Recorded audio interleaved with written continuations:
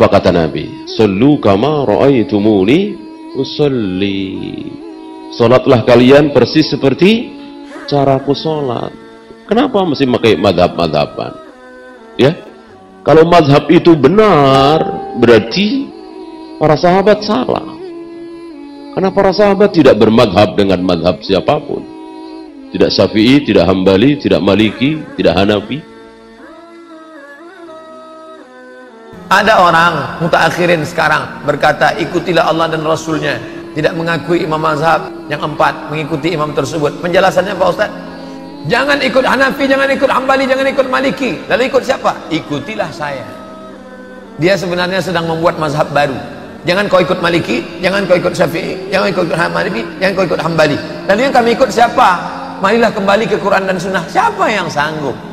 Kalau ada yang mengatakan mari kembali ke Quran dan Sunnah, orang Pekanbaru ini, tolong jumpakan sama saya mau nengok dia gimana cara kembali ke Quran dan Sunnah.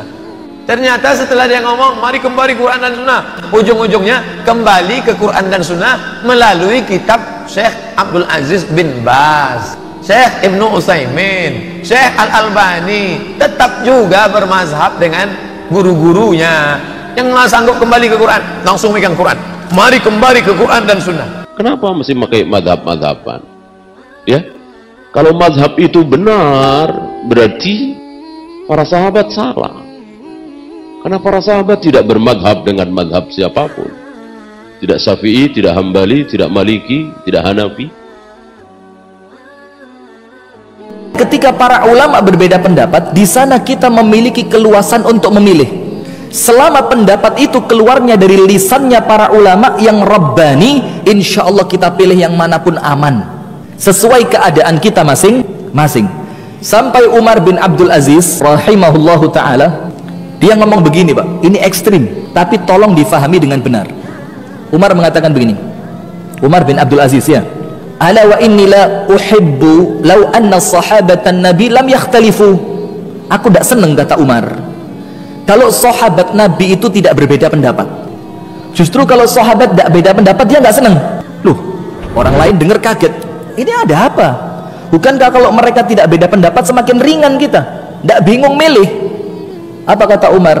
Justru saya senang. Kenapa? Karena kalian bisa pilih salah satu di antara pendapat itu, dan itu tidak keluar dari sunnah. Sehingga ketika munculnya perbedaan pendapat, itu keluasan untuk kita.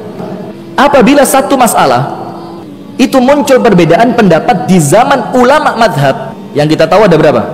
4. Yang paling senior Imam Abu Hanifah, punya murid Al-Imam Malik bin Anas, punya murid namanya Imam Syafi'i, punya murid namanya Imam Ahmad.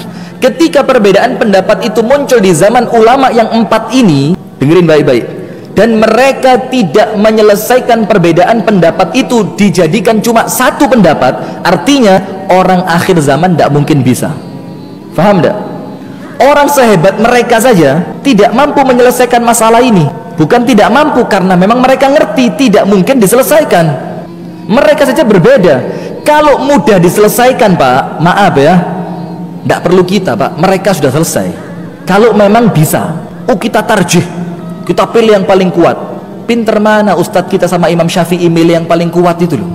Kita pilih yang paling mendekati amalan Nabi. Loh, milihnya antara Ustadz kita sama Imam Malik, pinter mana? Maka pendapat itu apabila memang ada kemungkinan dijadikan satu, maka sudah jadi satu di zaman mereka. Kita nerima mateng sekarang. Tapi masalahnya orang akhir zaman kurang adab. Sesuatu yang tidak selesai di zaman ulama madhab yang pinter-pinter, ahli ibadah, wara, ilmunya mumpuni, itu sok mau diselesaikan di zaman kita. Nah artinya sudah, ini finish, sudah selesai.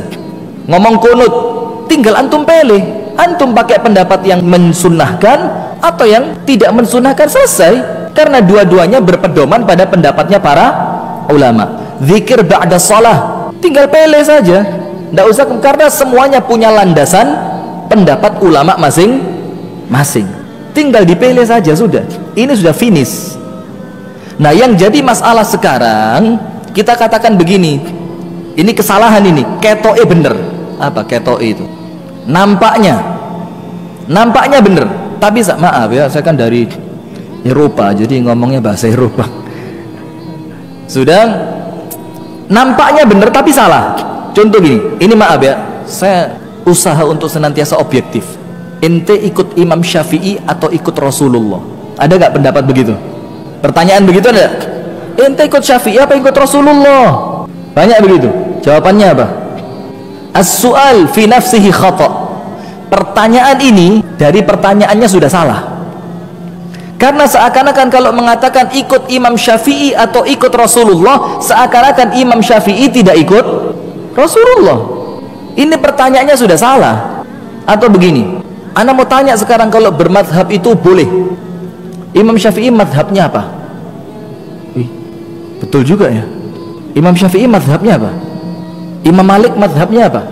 Yang paling senior Imam Hanafi, pencetus madhab pertama, madhabnya apa? Saya tanya loh ini. Madhabnya adalah Al-Quran dan Sunnah, betul. Tapi kemudian membandingkan orang awam di zaman kita dengan Imam Syafi'i, Imam Ahmad, Imam Hanafi, Imam Malik yang tidak bermadhab, kemudian membentuk madhab sendiri, itu kesalahan fatal. Jadi mengajak orang untuk tidak bermadhab, dalilnya ulama madhab tidak bermadhab. Loh, itu ulama madhab pinter, ngerti dalil, faham, mujtahid mutlak, baca hadis langsung ngerti ini kebawanya kemana, mutlak, muqayyad, am, khos, ada pembandingnya, itu faham. Maka kalau kita di akhir zaman tidak boleh bermadhab, syekh mudhik hadza, lucu ini. Madhab itu meringankan.